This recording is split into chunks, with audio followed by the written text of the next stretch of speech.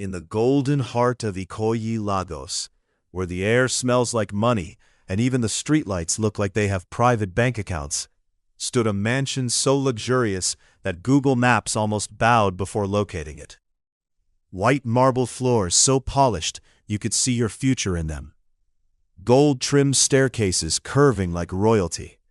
Gray designer walls that whispered, "This place is expensive, behave yourself." Crystal chandeliers hung from the ceiling like frozen fireworks. And inside this palace lived a man who had mastered everything in life, except love. Adewale Olamide, 30 years old, dark-skinned, tall, sharp jawline that could cut boardroom arguments in half. Eyes that had terrified CEOs, bankers, and even government officials. Adewale was not just rich, he was dangerously rich. His company, Olamide Global Holdings, controlled oil logistics, real estate, shipping, tech investments, and several other industries that required accountants to breathe into paper bags while calculating profits.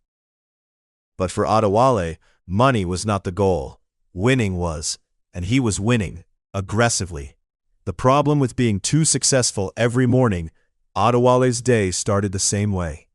At exactly 5 a.m., his alarm rang.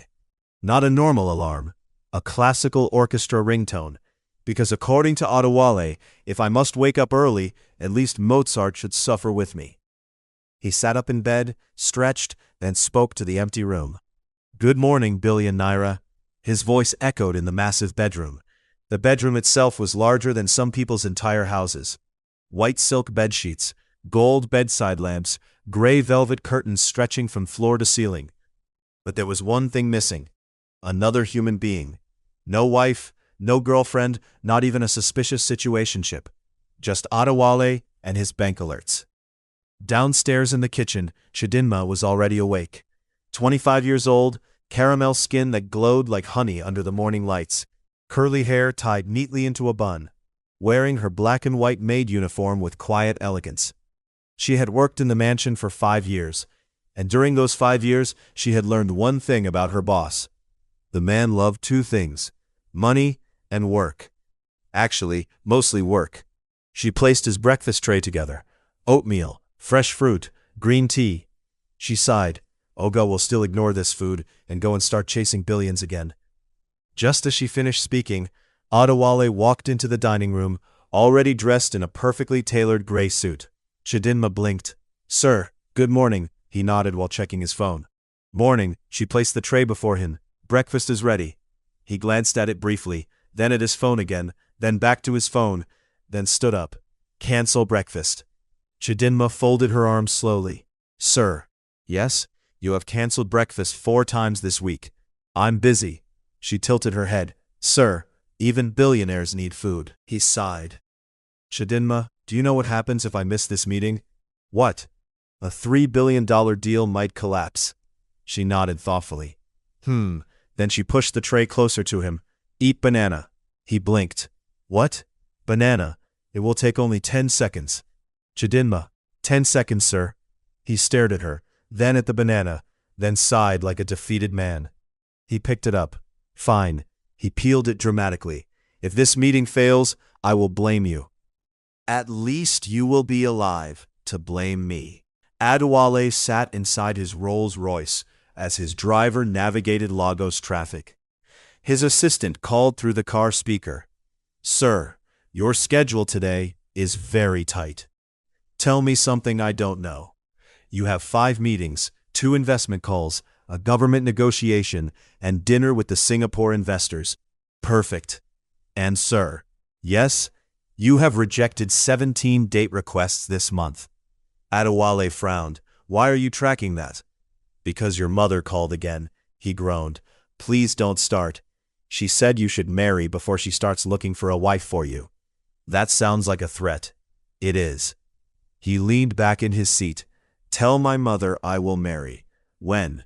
"After I close the Singapore deal." "Sir, you said that last year." "And?" "You said the same thing after the Dubai deal." He paused. "That's different." "How?" "This deal is bigger." A few weeks later, during a board meeting, something unusual happened. Adewale was presenting financial projections when his vision blurred. He paused. The room spun slightly. His business partner frowned. Adewale? He blinked. I'm fine. But he wasn't. His chest felt tight, his body suddenly heavy. Later that evening, Chidinma noticed something immediately when he returned home. Sir, are you okay? I'm fine. You look tired. I'm not tired. You look pale. I'm dark-skinned, Chidinma. She crossed her arms. Even dark-skinned people can look pale. He chuckled weakly. I'm fine. But the next morning, he collapsed. 2 days later, Adewale sat inside a hospital office across from his doctor. The doctor studied the test results silently. Adewale tapped his fingers impatiently. Doctor, you've been staring at that paper like it owes you money. The doctor removed his glasses slowly. Mr. Alamide. Yes? You have cancer. The word hung in the air like thunder. Adewale stared. What stage? Advanced. His heartbeat pounded loudly. And how long do I have? The doctor hesitated, then said quietly, 6 months. Silence filled the room. The billionaire who had conquered industries suddenly felt like the poorest man alive. Adewale drove home alone that evening. A Lagos traffic noise felt distant. His mind repeated one sentence. 6 months.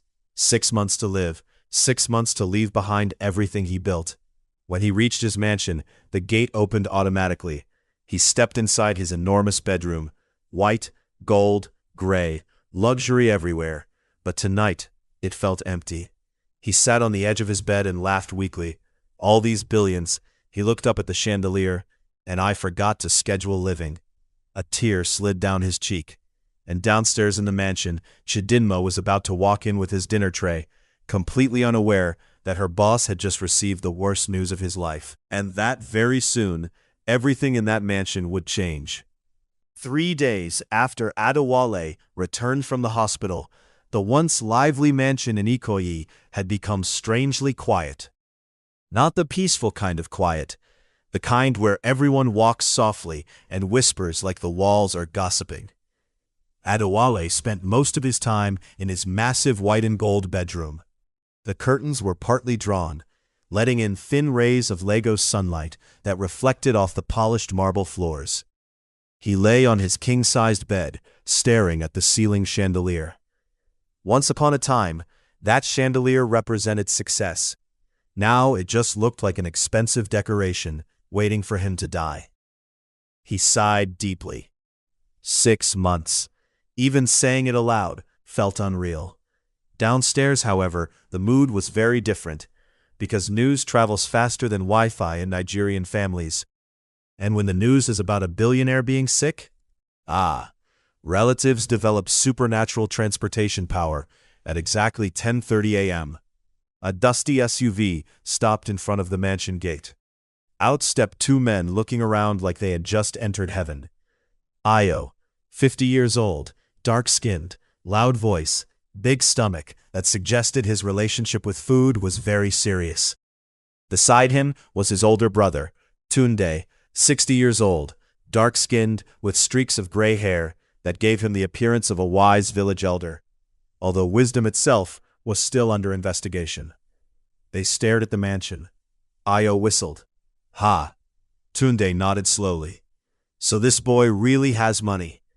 Money? Ayo scoffed. This is not money. This is economic miracle. The gate security guard eyed them suspiciously. Yes? Ayo puffed his chest. We are family. The guard sighed internally. He had heard those 2 words before. They usually meant trouble. When they entered the living room, their mouths fell open. White leather sofas, golden center tables, gray velvet curtains that looked like they were imported directly from heaven. Ayo touched one carefully. This curtain alone can pay my children's school fees. Tunde sat on the sofa slowly. Careful, this chair might cost more than our village land. Just then, Chidinma walked in carrying a tray of water. Her caramel skin glowed softly under the chandelier light. Her curly hair was neatly tied in a bun, and her maid uniform was crisp and spotless. She greeted respectfully. Good morning, sirs. Ayo stared at her, then whispered to Tunde loudly enough for the whole room to hear. This maid is fine, oh. Tunde nodded thoughtfully. Yes, Chidinma blinked slowly. Lord, give me patience. She forced a polite smile.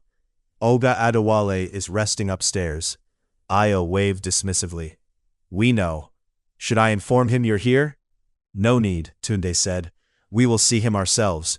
Chidinma hesitated, but before she could protest, they had already marched upstairs like two men inspecting property they planned to inherit. Inside the bedroom, Adewale lay asleep. See bed? Tunde nodded. This bed can fit 6 people. Io scratched his head. Why one person needs this big bed? Tunde shrugged. When you are rich, even your sleep becomes expensive. Then Io leaned closer and whispered, So, how do we divide everything? Tunde cleared his throat. Well, as the eldest brother, naturally I should take the Ikoyi mansion. Io almost choked. Why? Because I am the eldest. That is not logic. It is tradition. But I am the one with more children. So I need the mansion more. Just then another relative from the village burst into the room, panting. Have you people started sharing already? Both brothers turned. Who told you to come? The village people sent greetings, the man said proudly.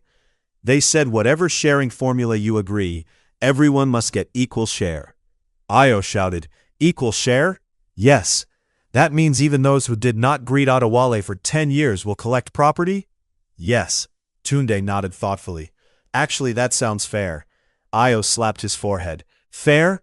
Their voices grew louder. I will take the mansion. I will take the Banana Island house. I will take the cars. I will run the company. You run company? The only business you run is goat trading. The argument escalated like a Lagos traffic fight, and all this time, Adewale was lying on the bed, listening. His eyes slowly opened. He coughed. Immediately, silence. The 3 men froze like statues. Adewale turned his head slowly. His voice was weak but firm. Are you people finished planning my funeral? Nobody spoke. Io forced an awkward laugh. Haha, we were just discussing family unity. Yes, Tunde added quickly. Unity. Adewale looked at them calmly. I'm still alive. Another silence. Please leave my room. They shuffled awkwardly toward the door, and as they left, not one of them asked, How are you feeling? A few minutes later, Chidinma entered quietly carrying a tray of food. She saw tears rolling down Adewale's face. Her heart tightened. She set the tray aside immediately. Sir, she gently wiped his tears. How are you feeling? He tried to speak, but his voice failed. She sat beside him softly. Don't think too much, she said gently. You will get better. He gave a weak smile. You sound very confident. Of course. How do you know? She shrugged playfully. Because I prayed this morning. And God answered already? Yes. What did he say? She smiled. He said you are stubborn, and he is not ready to deal with you in heaven yet. For the first time that day, Adewale laughed. A weak laugh, but a real one. Then she continued softly. You will be fine. You will live long. He looked at her carefully. You really believe that? Yes. You believe I will see my children? Of course. The word children echoed in his mind. He looked at her differently. 5 years she had worked in his house. 5 years of loyalty. 5 years of kindness, while his own family waited for him to die. He swallowed slowly. Chidinma. Yes, sir? There is something I want to ask you. She tilted her head. What is it? He took a deep breath, his heart raced. Will you give me a child? The room went silent. Chidinma blinked. Once, twice. Then she almost dropped the spoon she was holding. Sir. Yes? Did the doctor also check your brain? Adewale burst into laughter. And for the first time since his diagnosis, hope quietly entered the room. The room went silent after Adewale asked the question. Chidinma stood frozen beside the bed, holding a spoon in midair, like someone had pressed the pause button on her life. Sir? Yes? Let me confirm what I just heard. He swallowed nervously. You asked me to... What exactly? Adewale cleared his throat. To give me a child. The spoon finally dropped into the bowl with a clink. Chidinma placed both hands on her head. Ah, She began pacing the luxurious white and gold bedroom. Jesus. She stopped and turned to him. Sir, are you sure the cancer is not affecting your thinking? Despite the heaviness of the moment, Adewale chuckled weakly. My thinking is perfectly fine. Perfectly fine? She repeated. Yes. You are asking your maid to have a baby for you. He raised a finger. Correction. What? My very trusted maid. She stared at him. That does not make it better. The billionaire's logic. Adewale sighed and sat up slowly against his pillows. Chidinma, listen to me. She folded her arms cautiously. I am listening. You know my family. She nodded immediately. Yes. What kind of people are they? She didn't hesitate. Hungry. He laughed weakly. Exactly. Sir, those ones were already sharing your property while you were sleeping. I heard everything. She shook her head. Even the one that said the village people must collect equal share. Yes. He looked very serious. I know. They both laughed quietly. Then Adewale became serious again. If I die without a child, everything I built will be destroyed. Chidinma sighed. That is true. My brothers will sell the company within 1 year. That is also true. And the mansion? They will probably turn it into hotel. He groaned. Exactly. She sat down beside the bed. So your solution is, me? Yes. Sir. Yes, I am your maid. I know. I clean your house. I know. I iron your clothes. I know. And now you want me to produce your heir? Yes. She stared at him. You are a very confident man. The maid, who was thinking too much, Chidinma, stood up and began pacing again. Her mind was spinning faster than Lagos traffic roundabout. This is not small decision, oh. Adewale watched her nervously. I know. You are billionaire. Yes. If I agree, people will say I trapped you. I don't care. They will say the maid used juju. He laughed. If you know juju that powerful, please teach me. She gave him a small playful glare. Sir, this is serious. I know. She stopped pacing, then asked quietly, Why me? Adewale looked at her, not as a boss, not as a billionaire, but as a man who finally realized what truly mattered. Because you are the only person in this house who cares if I live or die. The words hit her deeply. She looked down. You wiped my tears, he continued softly. You encouraged me. You believe I will survive. He sighed. My own family came here to share my cars. She couldn't argue with that. The room stayed quiet for a long moment. Then Chidinma sighed. Adewale blinked. Okay? Yes. Wait, that was too fast. She rolled her eyes. You want me to change my mind? No. Then accept it. He stared at her in disbelief. You mean you will do it? Yes. But under one condition. His heart skipped. Anything. If you survive this sickness, yes, you must take responsibility for the child. He looked offended. Chidinma. What? Of course I will. She nodded. Good. Then she added casually, and if you misbehave, I will still beat you. Adewale burst into laughter. You want to beat a billionaire? Yes. With broom. I believe you. The next day, Adewale called his doctor. Doctor, I need IVF arranged. The doctor blinked in confusion. You are battling cancer. Yes. And you want to start a family now? Yes. The doctor sighed. Only you, Mr. Olamide. Within days, the medical arrangements were in place. Samples were collected. Everything moved quickly. Meanwhile, Adewale's condition remained fragile. Some days he was strong. Other days he barely left his bed. But something in the house had changed. There was now hope. One afternoon, Adewale was sitting upright for the first time in days when Chidinma walked in smiling. Sir. Yes? Get ready. For what? We are going out. He stared at her. Out where? Somewhere nice. Doctor said I should rest. Doctor did not say you should become furniture. He laughed. You are bossy. Yes. Fine.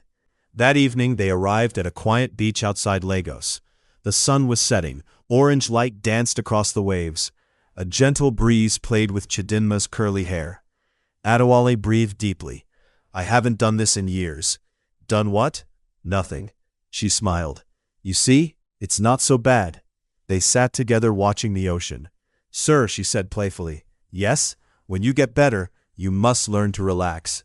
I will try. You must also marry. He raised an eyebrow. Are you advertising for someone? She laughed. Maybe.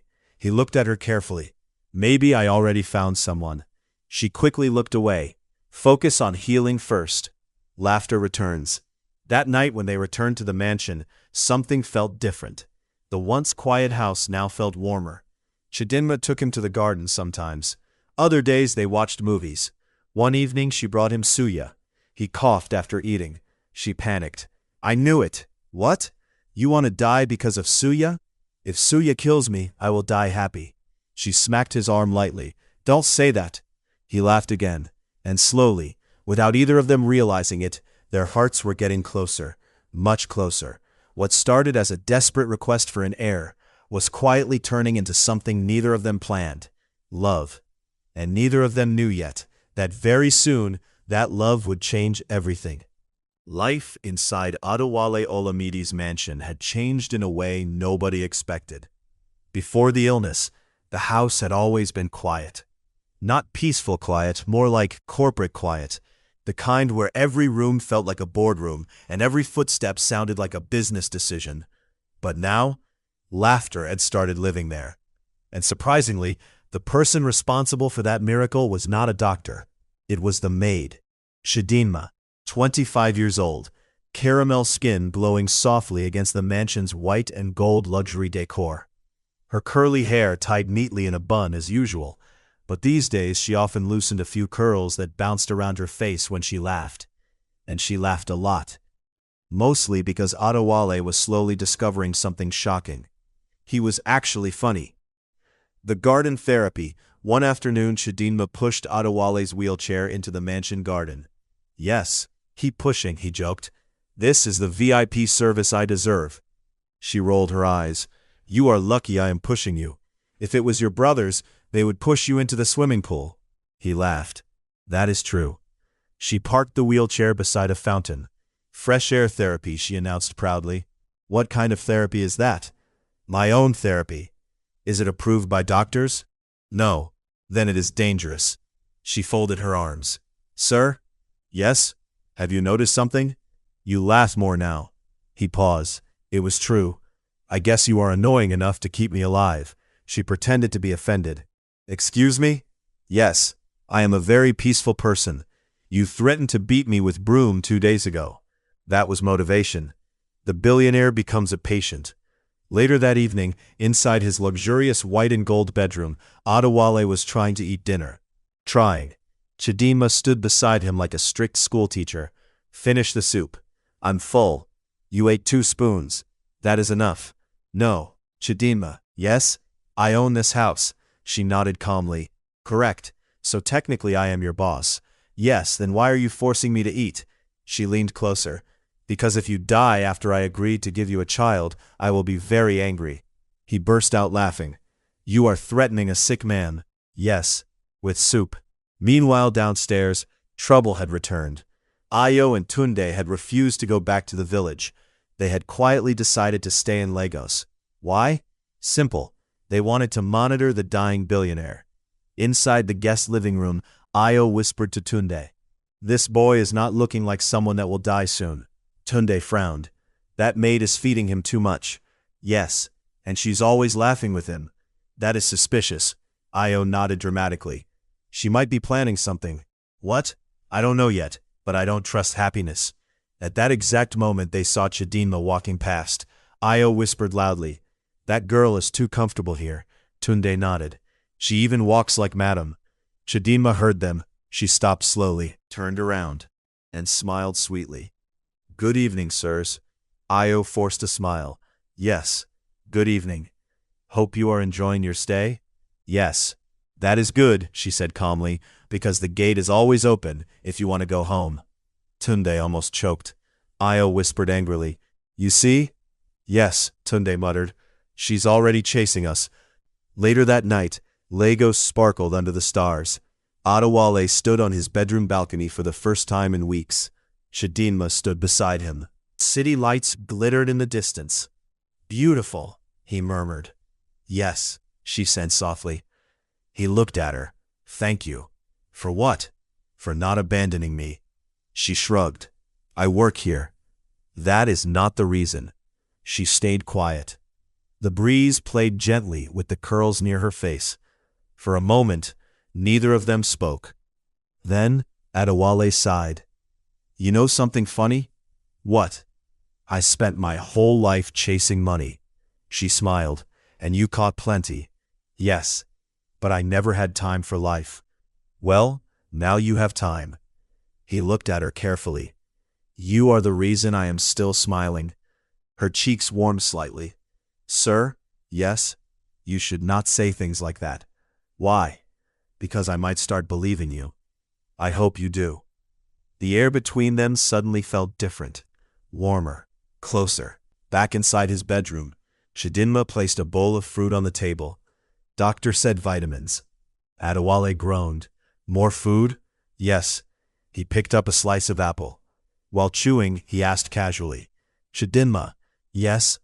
If we have a child, what kind of father do you think I will be? She smiled slowly. A funny one. He raised an eyebrow. Funny? Yes. You will probably negotiate bedtime like a business deal. He laughed. That is possible. She suddenly made a silly face. Daddy, I want ice cream.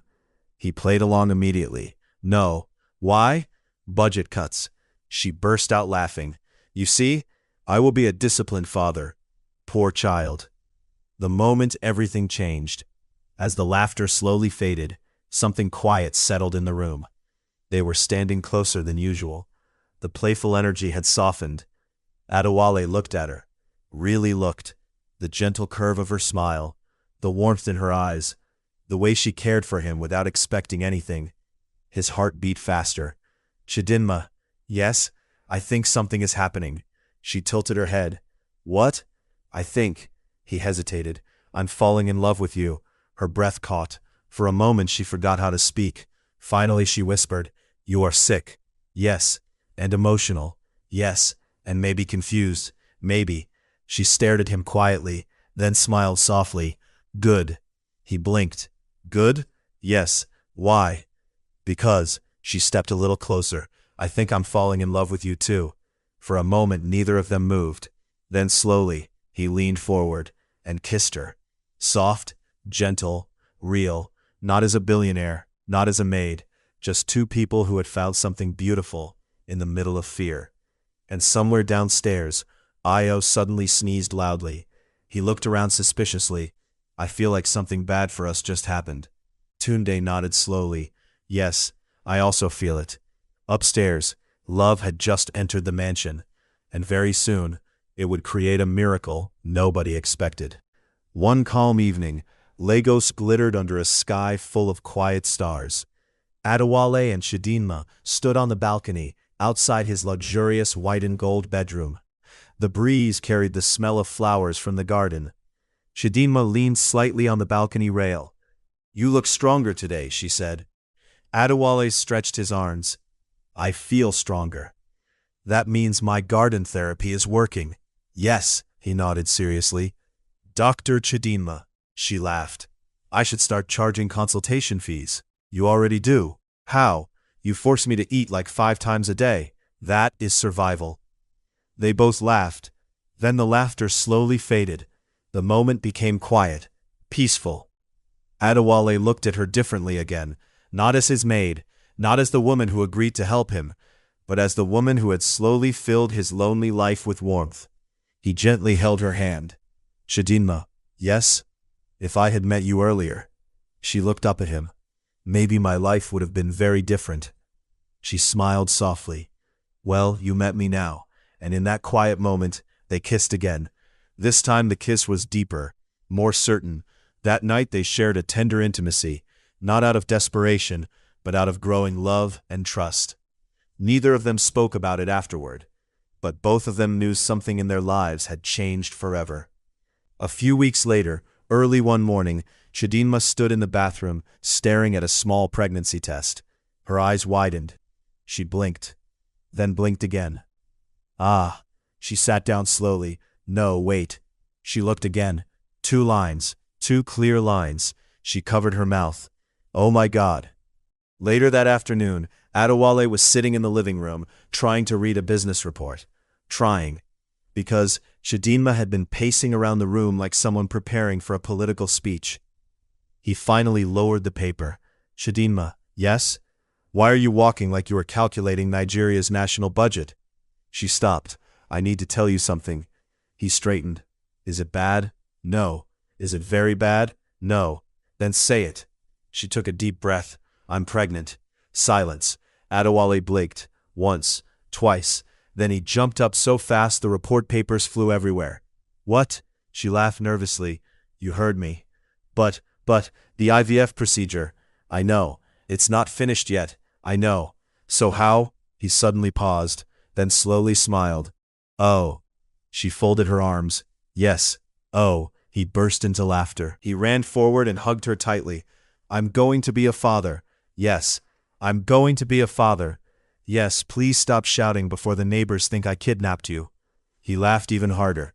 For the first time since the cancer diagnosis, Adewale Olamide looked completely alive. A few days later, Adewale visited the hospital for another examination.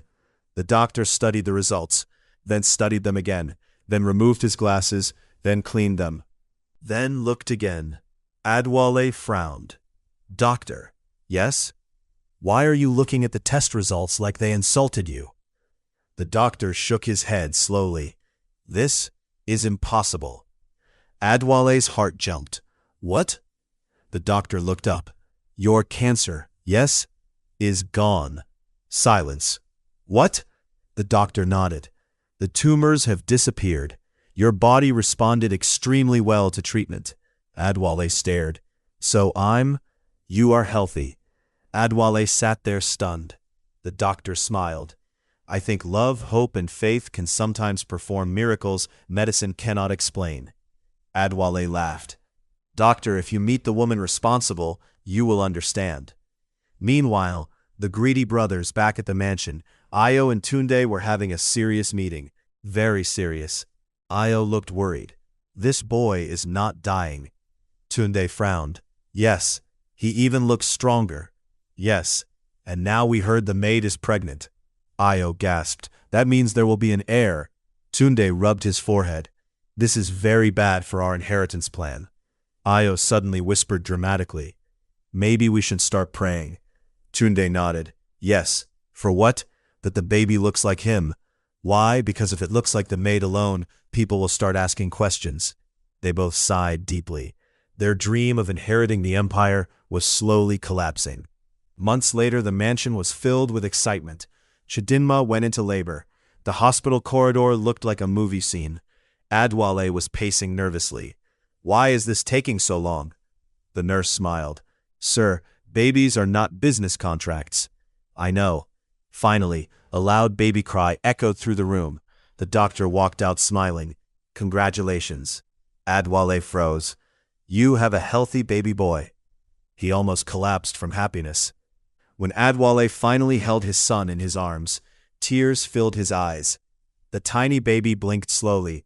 Adewale whispered softly, Hello, my son. Chidinma smiled from the hospital bed. You see? Yes. You didn't die. No, you got your heir. Yes, and you got a wife too. Adewale laughed. That part was the real miracle. The jealous relatives. When the news reached the village, Ayo nearly fainted. What? Tunde sighed deeply. The boy survived, and now he has a son. Yes. Ayo shook his head. Our inheritance plan has failed. Tunde stood up. Well, what? At least the child is family. Ayo thought about it, then smiled slowly. Yes, maybe we should start visiting more often. Tunde nodded wisely. Yes, before the boy grows up and refuses to greet us. Back at the mansion in Ikoyi, life had transformed completely. Laughter filled the once quiet halls. A tiny baby now slept peacefully in a beautiful nursery. Adewale's empire continued to grow. But now, when people asked him his greatest achievement, he always smiled and said, Not the company, not the money, my family. And every night, when he stood on that balcony under the stars, he remembered the moment his life almost ended. And how love had quietly turned the ending into a brand new beginning. Hope can change the direction of life. Even when Adewale was told he had only 6 months to live, he found new purpose, love, and hope. Instead of giving up, he embraced life again. This teaches that no matter how difficult a situation seems, hope and faith can open doors to unexpected miracles. While Adewale's brothers and relatives were already planning how to divide his wealth, it was Chidinma, someone who was not related to him by blood, who stood by him with loyalty and compassion. The story reminds us that true family is sometimes defined by love and loyalty, not just blood. Ayo, Tunde, and the other relatives were so focused on inheritance that they forgot basic compassion. Their greed prevented them from caring about Adewale's life and well-being. The story warns that excessive greed can destroy relationships and make people lose their humanity. Sometimes what the human heart needs most is not only treatment, but love, hope, and encouragement. Chidinma's care, optimism, and emotional support gave Adewale the strength to keep fighting his illness. This shows that kindness and genuine love can bring healing in ways science alone cannot always explain. True wealth is not money or property. It is love, loyalty, family, and the people who stand by you when life becomes difficult. If this story really touches your heart, please like and comment. Let us know what you have learned from this story. Subscribe for more of Billionaire's Romance Love Story.